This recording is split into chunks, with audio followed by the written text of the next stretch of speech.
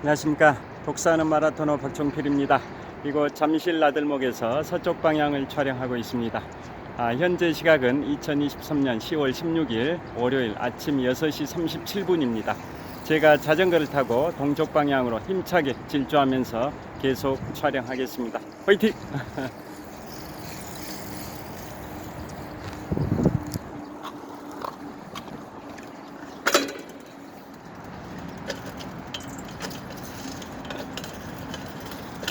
자, 한 주가 시작되는 10월 16일 월요일 아침 6시 38분입니다. 제가 오늘은 서울시 성북구 성북동에 있는 길상사라는 사찰을 소개해 드리겠습니다. 아침에 유튜브를 보니까 이색여행이라는 제목의 유튜버에 소개된 가을 정취를 만끽할 수 있는 도심 속의 사찰 길상사가 소개되어 있어서 제가 그 유튜브를 블로그에 링크를 해두기도 했는데요.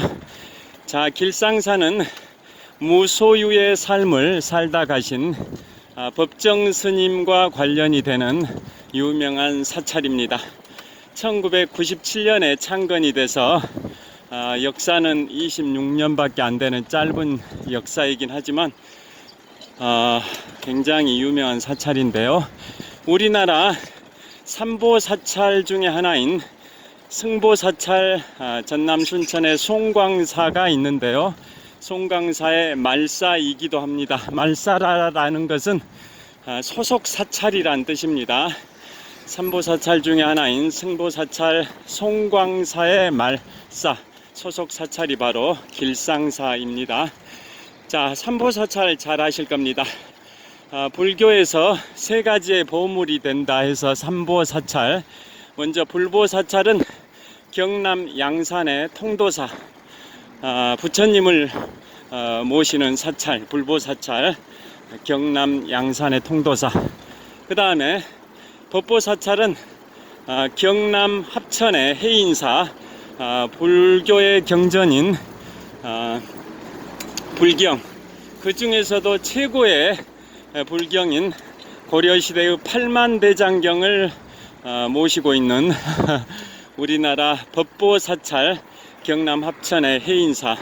그 다음에 마지막으로 승려, 불교를 이끌어가는 스님들, 승려들의 산실, 고려시대와 조선시대를 통틀어 우리나라의 국사, 왕사, 나라의 스승, 왕의 스승, 국사와 왕사를 가장 많이 배출한 유명한 승려분들의 산실, 바로 승보사찰 전남 순천의 송광사입니다. 그 송광사에서 우리 법정 스님께서 많은 기간 동안 활동을 하셨는데요. 자, 그 송광사의 소속 사찰이 바로 송광사의 말사에 해당이 되는 서울시 성북구 성북동의 길상사입니다. 자, 길상사의 이제 창건 배경을 말씀드리면 일제강점기 때 김영한이라는 이름의 기생이 활동을 했었는데요. 그분이 엄청난 재산을 모았습니다. 그리고 일제강점기 때 백석이라는 남자와 깊은 사랑에 빠지게 됩니다. 그런데 기생 신분이다 보니까 김영한이라는 기생은 유명한 시인이었던 백석 시인과 사랑에 빠지지만 백석 집안에서 당연히 결혼을 반대합니다. 그럼에도 불구하고 백석 시인은 김영한이라는 기생에 대한 사랑을 포기하지 않고 계속 함께 만주로 가자고 설득을 합니다마는 기생 신분이었던 김영한은 반대를 합니다. 그래서 결국은 백석 시인 혼자서 만주로 가게 되고, 나중에는 해방 후에 북한 지역에서 백석 시인은 사망을 하게 되는데요. 그러니까 결국은 다시 만나질 못하게 됩니다. 그 이후에 김영한이라는 기생은 계속 백석 시인에 대한 그리움을 잊지 못하고 평생 가슴속에 간직하면서 살아가는데요. 나중에 재산을 그 다음에 해방 후에는 대원각이라는 이름의 요정집, 요즘으로 치면 룸사롱이라고 할 수도 있습니다만은 훨씬 더 고급스러운 그러한 요정인 대원각으로 엄청나게 영업을 하게 되고, 그래서 그 당시에 뭐 박정희 정권 시절이나 많은 우리 근현대사에 있어서 밀실정치, 요정정치의 대명사로 불린 곳이 바로 그 김영안이라는 기생분이 세운 대원각입니다. 그런데 김영안이 돌아가시기 얼마 전에 법정 스님의 무소유라는 제목의 책을 읽고 엄청나게 감명을 받습니다. 그래서 법정 스님을 찾아가서 자신이 평생 축적한 재산 1,000억 원 정도의 그 재산을 기부해서 그걸로 절을 짓겠다라고 여러 차례 요청했음에도 불구하고 무소유의 삶을 살다 가신 법정 스님께서는 거절을 합니다.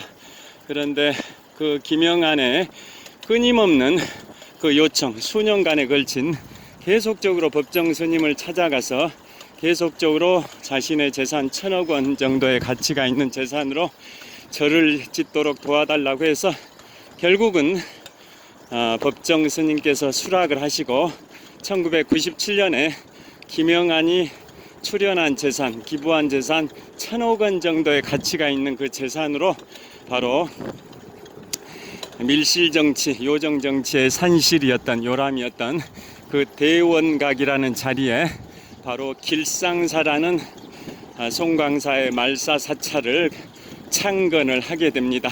그때 기자들이 질문을 합니다. 창건된 게 아까 말씀드린 것처럼 지금부터 26년 전인 1997년인데요. 그때 기자들이 김영안에게 질문하기를 이 많은 1,000억 원 정도의 값어치 있는 재산을 사회에 환원하시는데 아깝지 않냐라고 질문을 했었는데요. 그거에 대한 김영안의 답변이 너무나도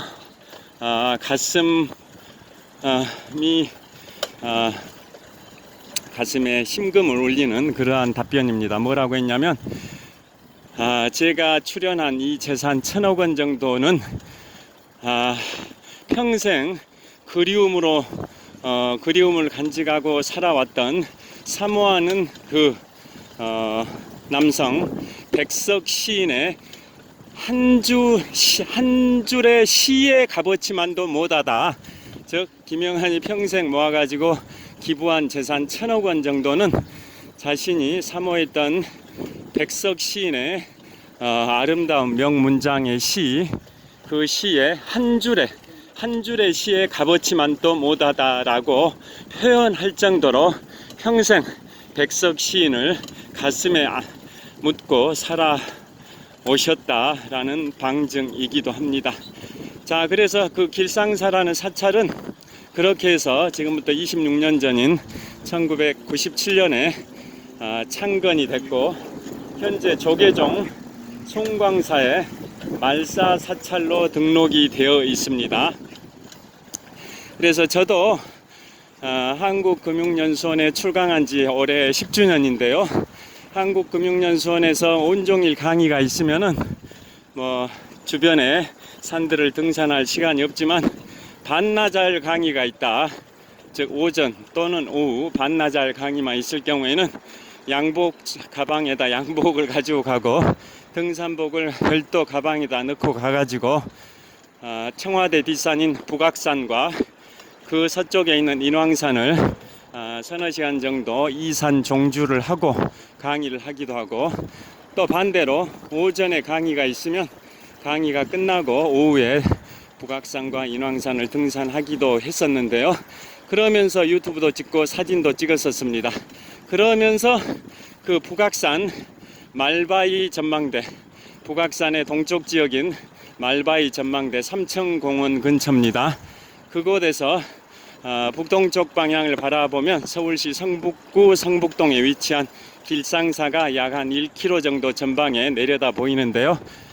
항상 한번 가봐야겠다 이런 생각을 했으면서도 아직 가보지 못했습니다. 그래서 이제 오늘이 2023년 10월 16일 월요일인데요.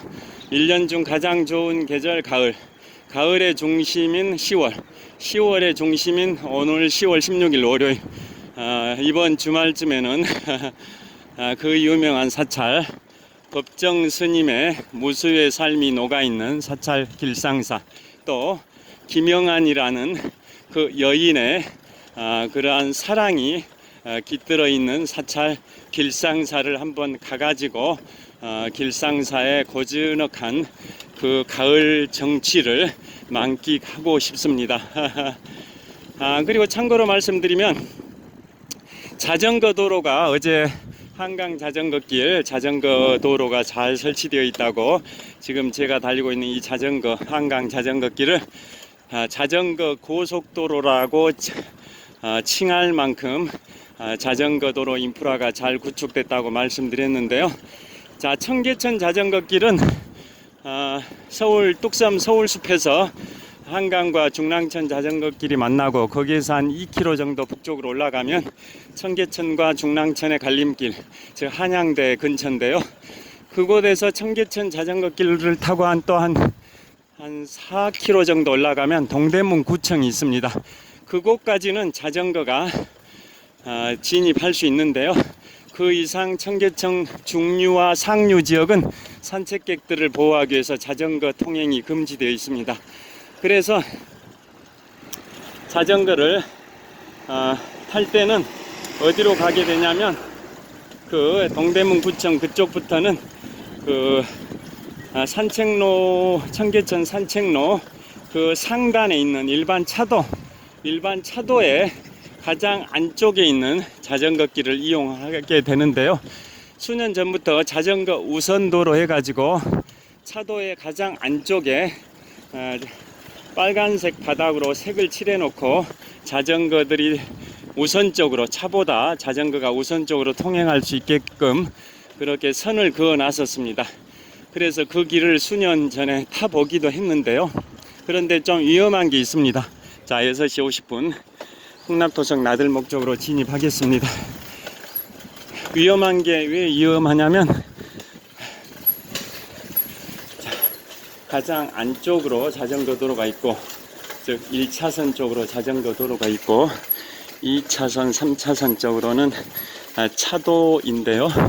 그 차들이 불가피하게 가장 안쪽에 있는 1차선에 있는 자전거 도로를 침범해 가지고 교통사고 우려가 있어서 자전거 타기가 불안했습니다. 그런데 1년 전부터인가 3, 4년 전부터인가는 그 자전거 도로를 차도보다 높이를 한 10cm 정도 높게 해서 리모델링 공사를 했습니다.